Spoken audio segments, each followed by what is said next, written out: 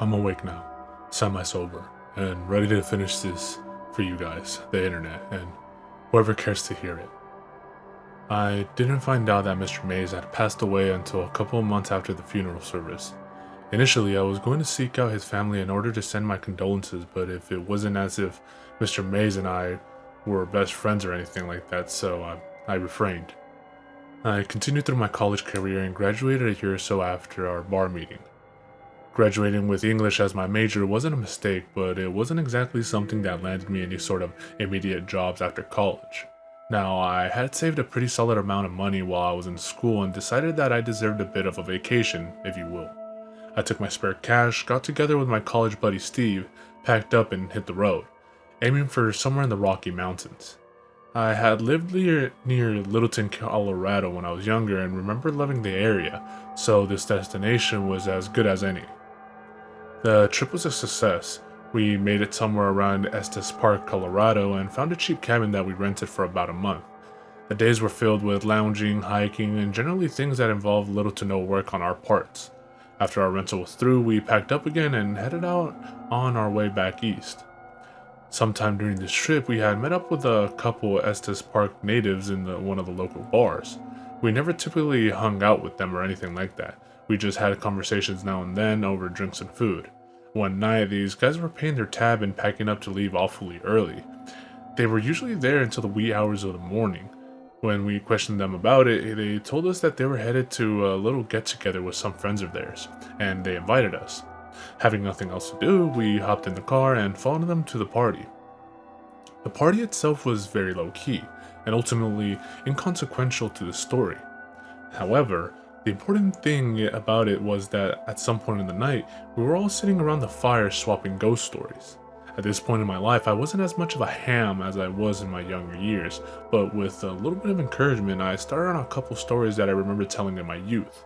Eventually, I made it to Mr. May's story about the showers. Every time that I had told it after hearing it from Mr. Mays, I had spiced it up a little bit. But out of some sort of subconscious respect for my former teacher, I went straight into the version that he told my class in my sophomore year of high school.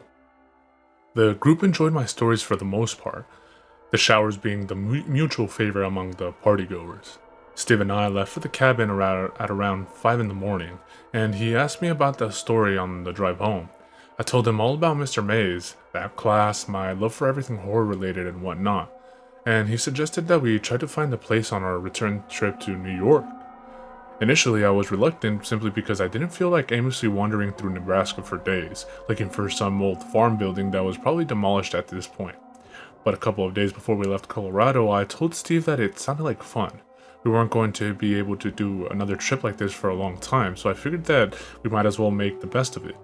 Somewhere in the back of my mind, I thought of it as a little tribute to Mr. Mays, a guy that, in retrospect, helped me realize that I wanted to be a writer. Anyways, we left Colorado and made the long, boring, and barren drive to Broken Bow, Nebraska, or Hell on Earth, as Mr. Mays had put. We found a motel in town and hung around for a couple of days, venturing out 100 miles or so in any given direction each day after that. I had remembered Mr. Mays telling us that it was somewhere outside of Broken Bow, but I don't think he had got any more specific than that. We tried asking the townsfolk if they had any information about the showers, but we were usually met with blank stares or eye rolling when we told them what exactly this place was. The only person who seemed to know anything about it was an older lady that worked at a gas station on the outskirts of town. I don't recall her name, but this woman was just one of those cheerful old people, very helpful and generally interested in what anyone had to say to her. Steve had started talking to her at checkout and she asked about our license plate, commenting about the fact that we were very far away from home. We had nowhere in particular to be, so Steve and I ended up talking to this woman for about 15 minutes, at which point we brought up our hunt for the place known as the Showers. Initially, the name didn't ring any bells with the woman, which made sense, seeing as Mr. Mays had just given it the name after his experience there. But when I began to describe the details and that I remember from this story, the friendly old woman interrupted me. Her tone was not scornful or mean in any way, but she became very tense and deliberate with her words from that point on. People don't deal with anything relating to that sort of business around here anymore, she told us. That was a long time ago. Following her statements, she attempted to be cheerful again excusing herself to the restroom and wishing us the best on our return trip to New York. Steve and I returned to the car without a word. Both of us were thinking about what the lady had said. Again, she didn't seem to be angry at all. She just didn't want to hear another word about it. We were driving back to the hotel before Steve said something. I mean, if I had to live in a place associated with an urban legend or something like that, I would totally mess with anyone who asked about it. He said, I mean, eventually you just get tired of people asking about it, so you just try to scare them to get them to shut up, wouldn't you? I agreed with Steve and kept driving, but the whole experience wasn't sitting right with me. If this was some sort of well-known legend in the area, why did no one else in the town seem to know anything about it? But I managed to shrug it off. Mind you, neither of us was scared of finding the showers. This little excursion on our road trip was more like a scavenger hunt, a cap off to an overall relaxing vacation. Steve and I were basically like tourists hunting for the site at which a famous movie was filmed or something like that. We went into the whole situation with little to no expectations and a fleeting hope that we would be able to find this place. We spent another day in Broken Bow before we took our next trip out to try to find the showers. Nebraska isn't as terrible of a place as people make it out to be, but it really isn't all that exciting. We found a bar and spent some time there, and that was just about the extent of our activity on our day off. When we did get back on the road, we decided that we would attempt to stay off main roads for as much of the day as we could. I knew that there was no way that this place was going to be off a highway, and I remember some detail about a dirt road in Mr. May's story, so we went looking for those. This was a fairly futile effort. Most of Nebraska is dirt roads. It was 7 in the evening when we came upon a small but thick forest. I use the term lightly, but for Nebraska, this place was like an oasis. The trees were full and thick, shrouding most of its insides in darkness. The sun was setting, and even though we had run into a few of these random crops of trees, we agreed that this one showed more promise than any of the others. There really wasn't a road, but there looked to be a path where a dirt road might have been at some point, so we drove along that. If the car was able to handle the Rocky Mountains, a dirt pad in Nebraska would give us no trouble. We moved slowly and carefully along this trail, making sure to clear any fallen trees in the roads or rock that would render the car useless when the sun finished setting. It was pretty dark in this place during the day, but when night came, it was something else entirely. I had an inkling at this point that we found the right place, but I didn't want to jinx it, so we continued onwards. I didn't realize it at the time, but the little bits of light that managed to penetrate the canopy in this miniature forest actually did make it look as if the tree branches were trying to grab the car, just like Mr. Mays had mentioned in the story. I'm still convinced that he made up the part about the animal eyes, though the most aggressive creature we saw in the woods was a dead rabbit on the side of the trail. It didn't have any obvious signs of death, it just looked like it had simply laid down and never bothered to get up. We drove around in the darkness for quite a while before we found a clearing. We had to move several smaller clusters of branches out of the way before, but right in front of our exit was a giant dead monster of a tree. There was no way we were moving this one, so we got out and turned on the bright headlights in hopes that it would illuminate the area in front of us. There was a feeling of excitement mixed strangely with fear when I saw what lay 50 feet beyond the clearing. There, lit partially by the headlights from the car and a little bit of the light from the crescent moon, was what appeared to be an old barn house. This wasn't a typical farmhouse. It was larger than the barns I had seen in films and didn't have any sort of crest. It basically looked like a small warehouse. I wasn't entirely sure at this point if this place was the place we were looking for, but this was definitely the closest we had come. I moved through the brush until I was roughly 20 feet from the entrance, at which point all the growth seemed to stop. I don't know if the owners had done something to the soil, but the whole structure had a border around it that was clear of any sort of plant life. I approached the entrance to the building, a large sliding door, as Steve came up from behind me with 2 flashlights in hand. "So you were just going to run off into that place in the dark?" he laughed. I gave a half-hearted chuckle and grabbed one of the lights from his hand. Mine was a little, but pretty bright flashlight. It was the kind that hikers would most likely fasten to their backpacks, just in case they were stranded at night. It worked well enough. I grabbed the metal door with both hands, holding the flashlight with my mouth, and gave it a tug. It moved slightly, creaked a little bit, but there was no way I was doing this by myself. Steve came up from behind, set his flashlight on the ground, grabbed the door, and said, 1, 2, 3. We pulled at the door with all that we could muster.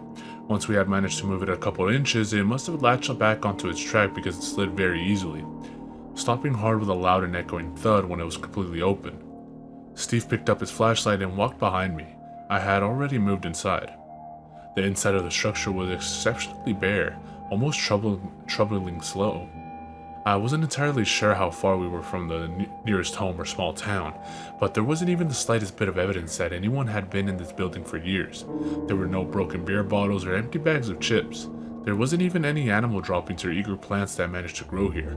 The room was expansive, larger than your average farm, but not the warehouse-sized monstrosity that I believe Mr. Mays had described in his story. I was sure that it was simply a holding area for farming equipment or something similar at some point. Disappointed, I wandered near the entrance while Steve ventured into the expanse of the darkness. As I was running over the details of the story in my mind, something struck me like a sack of bricks. In Mr. May's story, there was a silent near the barn. I ran outside, my eyes adjusting easily because at the very least, it was brighter outside. I looked in all directions, running around the perimeter of the building. Surely, if there was a silo near this place, there would be some evidence of it somewhere. But, despite my hopes, there was nothing but a cluster of thick bushes on one side, brush and dirt everywhere, and the forest that we had come from. I walked back into the building, frustrated and tired. Steve was still excited, eagerly running around the inside of the building. Even if I could just find a showerhead or a pipe, he said, then we'd know it was true. Just keep looking with me. I didn't want to ruin his excitement. I'd told Steve the story several times, but obviously he didn't realize that this just wasn't the place. The building was weird, yes. It was out of place and audibly pristine, but it wasn't the location of the showers. I let him explore for a little bit before I called him over. This was probably as close as we're gonna get, man, I said. But this isn't it. Remember the silo? His face went from excitement to disappointment in an instant, much like a young child who didn't get the presents he wanted on his birthday. I patted him on the shoulder. This is still pretty cool though. I mean, we could still tell people that we found it. I was reverting back to my old habits quickly. Steve laughed. Yeah man, I guess we could. It is definitely creepy though. We should probably get some pictures as proof, you know? I agreed with him. I'm gonna go grab the camera really quick, he said as he bolted out of the entrance of the building. I was left alone in the building. It was very quiet when I was alone in there. I could hear the faint sound of Steve running through the bush and to the car, but once he was far enough away, everything was quiet. I remember not even hearing wind or the chirping of crickets as I walked deeper into the dark, flashlight in hand. I was convinced that there had to be something. As I approached the far corner of the room, the sound of my feet scratching against the dirt was interrupted by a soft, hollow thud. I stopped, trying to figure out what it was. I put my foot down hard against the ground and heard it again. I stomped one more time, realizing that the floor that I was standing on was covering something hollow. I walked to the wall of the room, looking carefully at the floor to try to spot any holes or gaps. As far as I had known, it was solid ground that this thing sat atop, so I was convinced that I had found a hatch or a basement or something. I heard Steve coming back through the brush as I shouted, "Steve, come over here, it's hollow." As I went to say the word hollow, I hopped a little bit, hoping to recreate the sound so that he would be able to hear it upon entering the door. The second that my feet made contact with the floor, I felt it give out beneath me. The memory of the fall is fuzzy, but I do recall hearing wood splinter. I remember seeing the light from Steve's flashlight falling away into complete darkness. It wasn't a long fall, but I must have fallen in a terrible position because I know that I lost consciousness for several seconds at least. When I woke up, I was staring at a bright light. For an instant, I had thought about approaching the fabled light at the end of the tunnel. I was angry at myself. You died in Nebraska, Jack? Wow, you do know how to fuck up. My self-deprecation in the afterlife was interrupted by what sounded like Steve's voice. Jesus, Jack! Jack, can you hear me? Dude, wake up! Please wake up! He screamed. I managed to lift my head up off the floor just enough for him to celebrate. The pain in my head was immense, but it was outweighed by the pain shooting through my knee. I knew I had a concussion, but the pain in my knee was just so much more pressing. I looked around until I found my tiny flashlight and sat up and reassured Steve. I'm okay, I just hurt my knee. I bumped my head too, really hard. Thank fuck, man, I thought you were dead. Imagine that though, dying in fucking Nebraska. It'd be awful. His words made me laugh a little bit, but I stopped myself. The slightest shaking hurt my head and made me incredibly dizzy. I guess a rope? Said Steve. What? I asked quietly.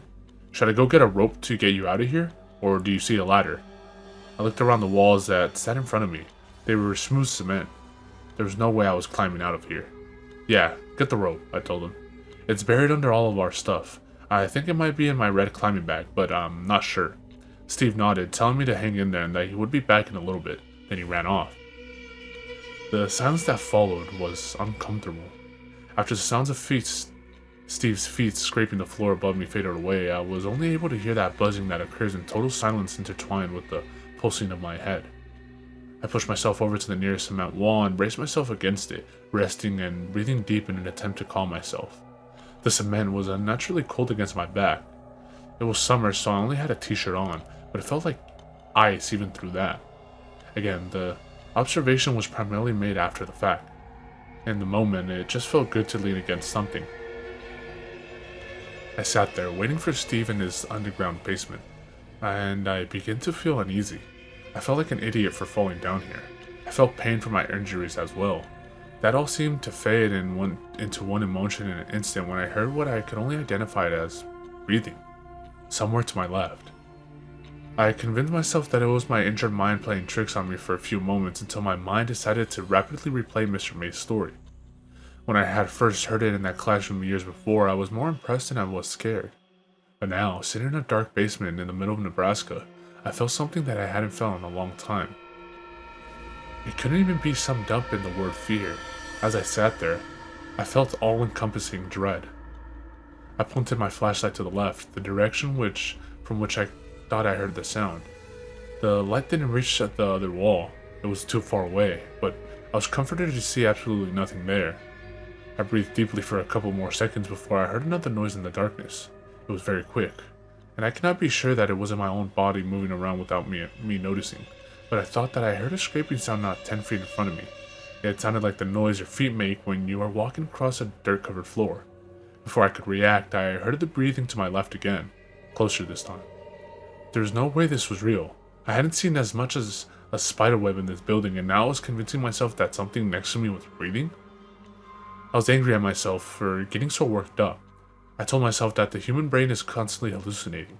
I told myself that while in silence or darkness, the brain will make up sounds to fill the gap, or make you think that you see things that aren't there. I channeled my inner skeptic in order to calm myself. It worked. It worked until I saw a flash of something in front of me. I can't be entirely sure what it was, but I heard the accompanying sounds of feet scraping against the floor, and I began to swell with dread. I decided that the best course of action at this point was to turn off my flashlight, assuming that if they couldn't see me, they couldn't get me, whatever they may be. I turned off my flashlight and was left in complete and total darkness. The bulb of the flashlight faded as it cooled, and I put it into my pocket, simultaneously pushing back against the cold cement wall in an attempt to stand. I managed to get up on my foot, and found that I couldn't stand to put any pressure on my injured knee. I limped to the corner, humming to myself, trying to break the deafening silence. I called for Steve as loud as I could manage, but heard no response. He was probably in the back of the car, still hunting for the rope. There had to be a ladder or something, somewhere. I continued to hum, and my heartbeat, which had been beating almost out of my chest, slowed to a manageable rate. I moved it along the cement wall, keeping my whole body against it and the weight off my injured knee. I had traveled what I guessed to be about 10 feet when my head made a contact with something in front of me. I tumbled to the ground. My concussion must have amplified the pain because it was blinding. I reached both hands to my forehead when I felt something warm and wet with my fingers. I searched for a cut anywhere on my forehead but couldn't find one. I desperately searched for my flashlight as I sat up and tried to get back against the wall. I grabbed the light in my right hand, bracing against the wall with the other. I turned it on and pointed it into the darkness where I was just lying. The floor was wet, but the dirt had muddled the color of whatever the liquid was. I tried to get my eyes to focus on the puddle, tried to convince myself that it was my blood when I saw another drop fall into the puddle. Words lacked the ability to describe the way I felt when I heard the drip noise again, and saw yet another tiny ball of liquid fall into the puddle. I think I knew, even then, exactly what the source was, but I was endlessly trying to convince myself that I was wrong. I lifted the flashlight up and pointed it at the sound of the liquid. What stared back at me was a pipe that protruded at least a foot out of the cement wall. The metal was rusted and cracked. Little bits of liquid began to seep from them. At the end of the pipe was a simple shower head aimed down towards the ground. You know that feeling when your stomach drops? In this case, I think mine literally did, because I vomited it immediately. It got all over my shoe, but that wasn't the least bit important at the time. I ignored the pain in my knee and shuffled along the wall as fast as I possibly could. I heard noises, but I can't be sure if it was just the sounds of my own movement or something around me. I managed to duck under the next shower head. This one was higher up on the wall, and seemed to be leaking the same liquid that the other one was. I felt like I was moving along something infinite. Every now and then I would have to duck or move under another metal bar, another shower head. They began to pour more profusely, but the liquid was too thick to come out easily. The room began to smell. I remember immediately the way that Mr. Mays had described it. I grabbed my shirt and put it over my nose, trucking onward, but it didn't stop the smell for an instant. It smelled like vomit. It smelled like shit. It smelled like burned hair. It smelled like rot. I was still moving against the wall when I fell into some sort of outlet. I hit the dirt ground hard, adrenaline coursing through my veins. The pain still managed to break through though. My flashlight was still in my hand. I aimed it and examined my surroundings. Sitting in front of me was a doorway. There was a door there, though it looked aged now.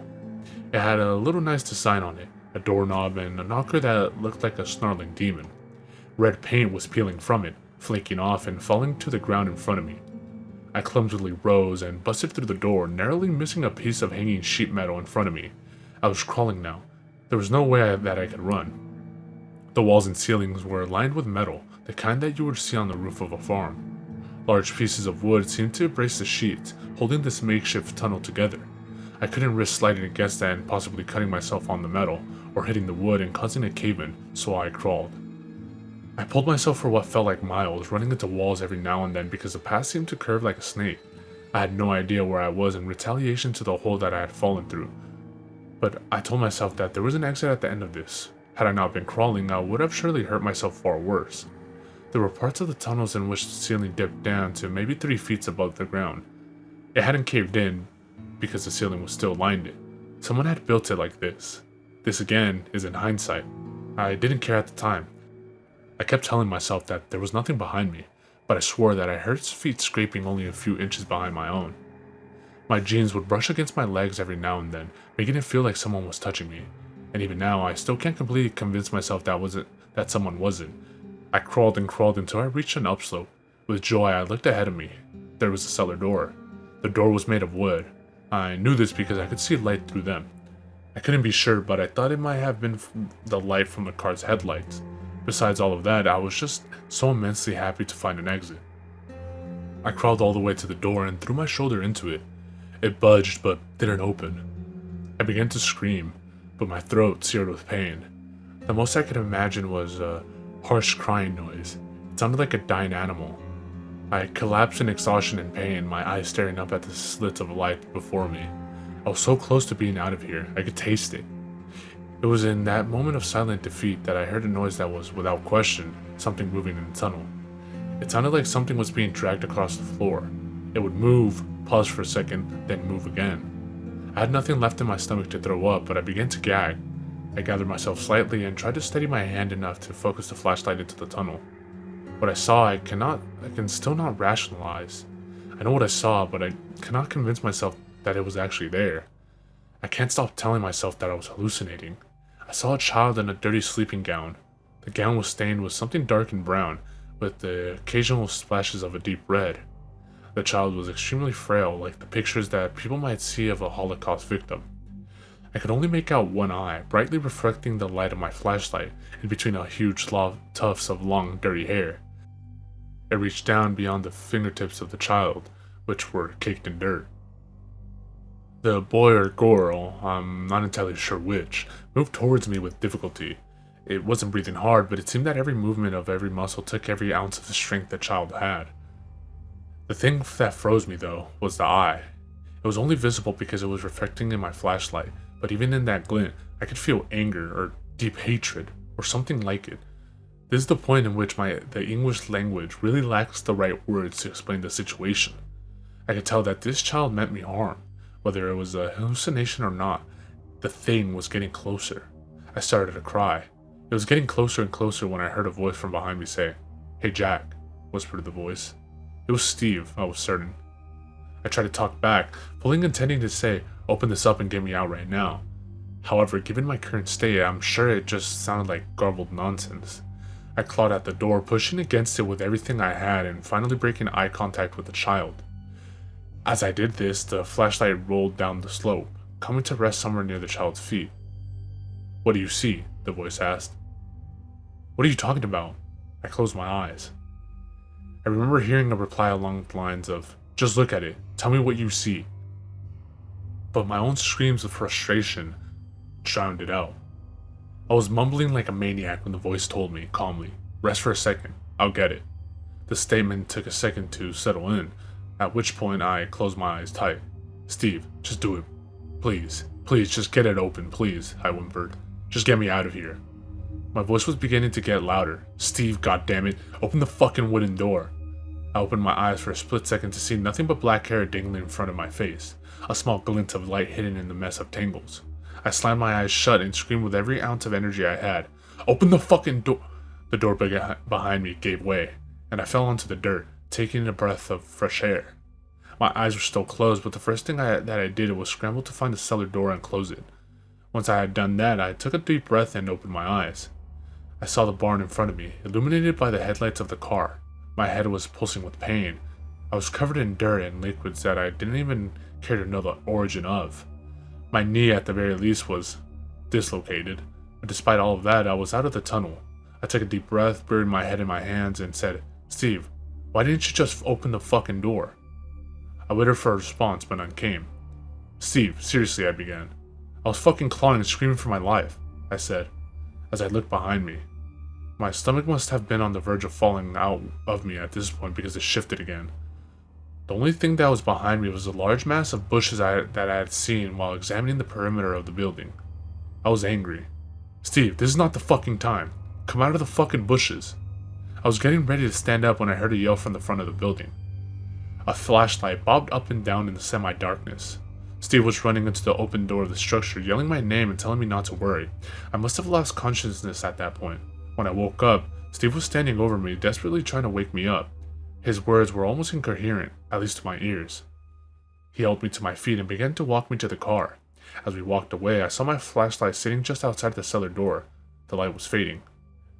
Steve brought me back to the car and then drove me to the nearest hospital. I fell asleep, but told me that he drove around it for an hour before he found a main road. I don't think I ever told him this whole story. I believe he thinks that I was just injured from the fall. He never really asked about it, and we didn't stay in contact for much longer. It's not like we deliberately parted ways, we just sort of stopped hanging out after that trip and went our separate ways. I have never been able to fully understand what happened that night. There are many things that I can explain away as being hallucinations, but there are still many things that don't make sense. The shower heads were there and they were leaking something. The door was real, the tunnel was real. Most everything else can be semi-rationalized if I can convince myself that I had a very bad concussion. A very, very bad concussion. But the one thing that I couldn't have imagined was that cellar door that was locked, and then suddenly it wasn't. I am still as skeptical as I have ever been, but I believe in what happened to me at the showers.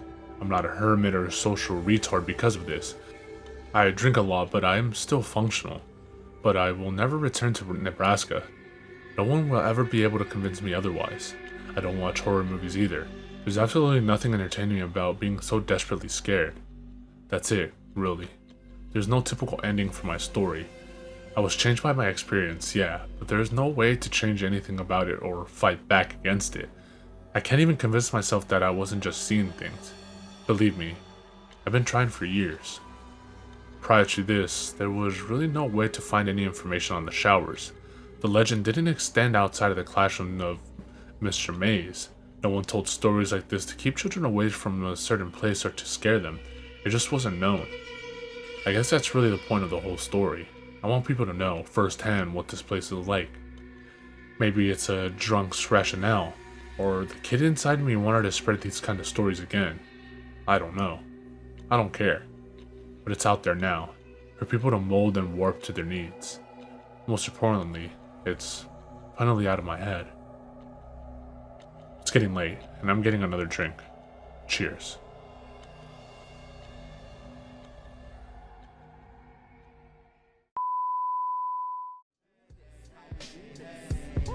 Two-Face, met in the blow, plus getting the dough. We be checking your hoe while you sweating the flow. I be's intellectual, incredible, and flexible. I turn the virgin sexual, impeccable, but technical. I be the first letter, you ain't know. Check the alphabetical order. My natural elements, chemical shorter to leave it cruel. More bloodier, the menstrual waters. On the 28th, your thoughts are pennyweight. I'ma generate these bonds. Watch as I detonate. At any rate, I separate like races. Niggas segregate you featherweights.